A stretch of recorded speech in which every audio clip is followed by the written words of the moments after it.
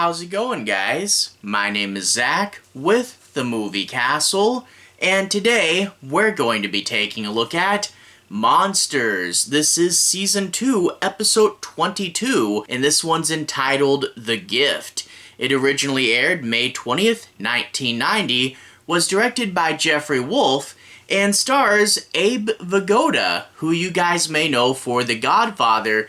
He's been in a ton of other things as well. We also have Brad Greenquist, who was the ghost of Victor Pascal in the original Pet Sematary. We also have in the cast John Bolger and Zach Overton. And I have to say, this is a pretty solid episode here. You have this kid who's been kidnapped, and his two kidnappers take him to a cabin in the middle of nowhere. And right off the bat, it's really tense.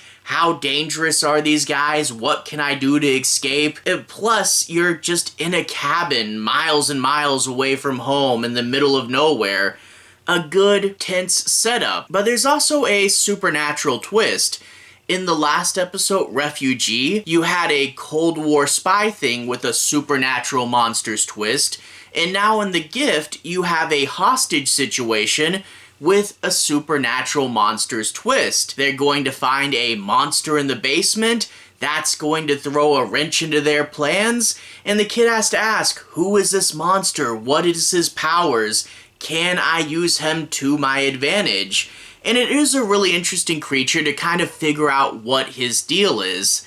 Although that being said, one of the episode's big flaws is the creature is super expository. You get him going, he's going to be talking for quite a while. What he does have to say is relatively interesting, although at times it does read a little bit like bad sci-fi fantasy stuff, like when he goes on and on about things, the old man, blah, blah, blah. It's like, dude, okay, can we be a little shorter there. And I will also say it is a little bit awkward because he speaks through telepathy, so you get the actor kind of moving his head and emoting, and we just hear the words over it, and it's like, okay, how long are we going to do this for? Because this is kind of weird. But other than all that, it is a bottle episode. Well, kind of. There's two sets, not just one, the upper cabin and the basement. But it doesn't really feel super much like a bottle. You don't really feel the cheapness. And I have to say they did a lot with what they had. So you have an interesting sort of combo on these two premises with a really different monster and just plus a good amount of tone and you not feeling the budget. Yeah, it really does satisfy a lot.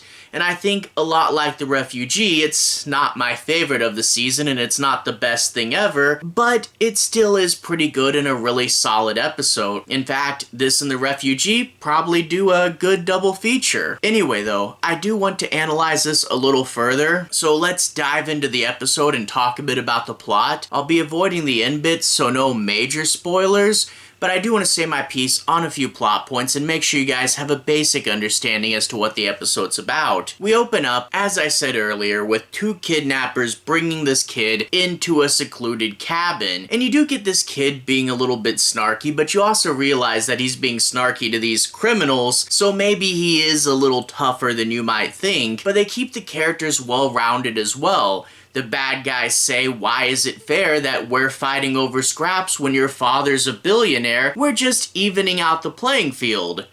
Or maybe they're actually darker than that. We'll get to see that.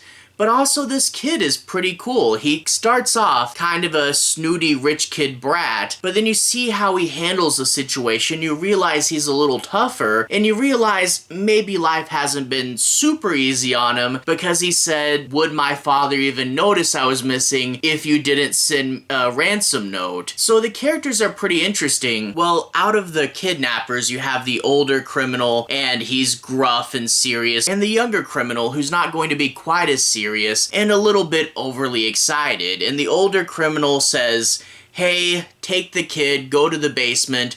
This is an old cabin without heat. Go get some blankets and put some coal in the furnace.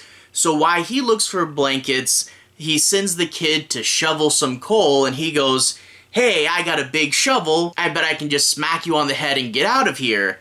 Not a great plan because he's just a tiny kid and he doesn't have the strength to knock him out. So that gets the criminals mad at him, and he turns around and grabs the kid. But right as all this is happening, a monster pops out of the basement, and the older criminal comes in just in time to shoot at the monster, and they decide to chain up the monster and leave the kid in the basement.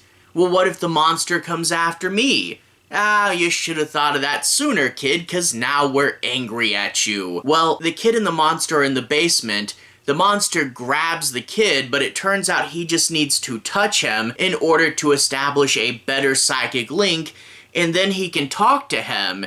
And like I said, the next bit is a little bit over-expository, but you get this bit about how he's had the power handed down to him, and he's actually a human, and he can just transform into this monster, and when he's the monster, he's invulnerable. So he's not gonna die to these bullets unless he turns back into a human, in which case he'll die quickly because he'll just be a human.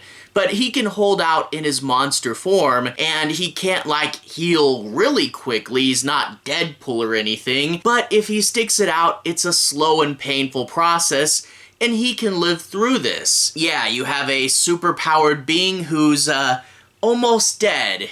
Good to have him here, but can't really do anything for you. And his power set is also vague, you know, so he's got healing and super strength and telepathy. What else can this thing do? Never mind. We're not gonna have a good idea of what he can do, despite how long he talks. But it is cool to see him and the kid form a bit of a bond, and he gets to tell this story, like back when he was human, he fought in the American Revolution, and he talks about the horrible things the British people did to him when he was taken captive. And I do like, with how self-loathing America has been lately, what if we tell a story from a different perspective? Here's a time when someone did something horrible to us.